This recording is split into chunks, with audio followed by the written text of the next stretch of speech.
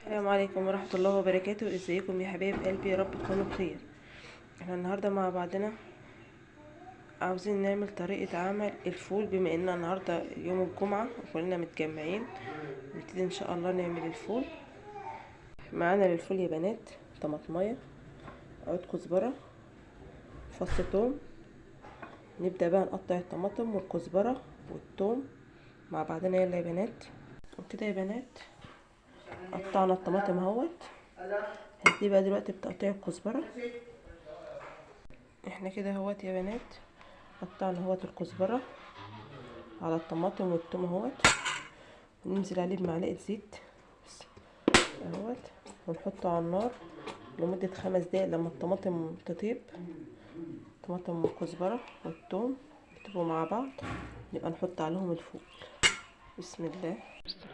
وكده يا بنات الطماطم طابت اهيت، هننزل بقى بالفول عليها. وكده يا بنات نكون حاطين الفول على القطه اهوت، على الطماطم اهيت والكزبره. الفول ده يا بنات انا شارياه جاهز، يعني عليه ملح وعليه كمون وعليه شطه وعليه كل حاجه. لو شارياه مش جاهز حط له بقى شويه كمون وشويه شطه وشويه ملح رشات كده. اهوت جاهز اهوت.